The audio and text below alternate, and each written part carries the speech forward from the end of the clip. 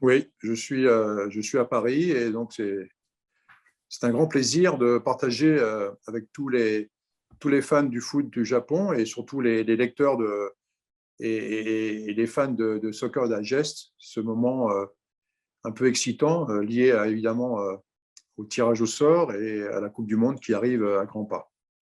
Oui, c'est excitant. Alors en tant qu'entraîneur de foot, à la vue du tirage au sort, il est évident que j'ai envie de dire que c'est un groupe très, très difficile pour le Japon, puisqu'il y a dans ce groupe notamment l'Allemagne et l'Espagne, donc deux champions du monde.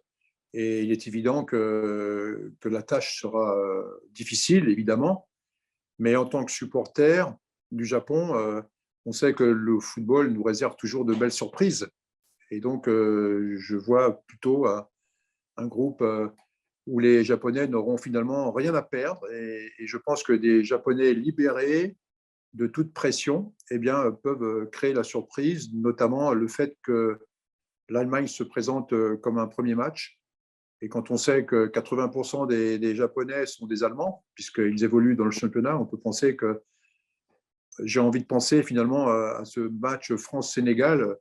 C'était un peu France contre France. Et là, j'ai l'impression que ce sera Allemagne contre Allemagne. Et je pense que ce sont des ingrédients qui peuvent réduire l'écart finalement entre l'Allemagne et le Japon. Ce match de l'Australie, c'était finalement l'apothéose de cette remontada. Il faut quand même revenir un peu au départ, au début des qualifications, où le Japon avait vraiment très très mal débuté son tournoi de qualification et il a fallu beaucoup de caractère pour revenir et enclencher cette remontada qui a permis, après le match de l'Australie, d'être en tête du groupe carrément. Donc ça dénote toute la force qui est montée step by step d'un groupe où Moriyasu a fait confiance. Hein. On peut dire qu'il s'est appuyé sur un groupe assez restreint finalement, avec une bonne majorité de cadres. Eh bien, oui, ce match contre l'Australie peut être une référence justement pour bien préparer ce match contre l'Allemagne. Ça sera le match d'ouverture. Je pense que ce match d'Italie, il faudra plutôt le positionner par rapport au dernier match de préparation qui aura lieu en septembre.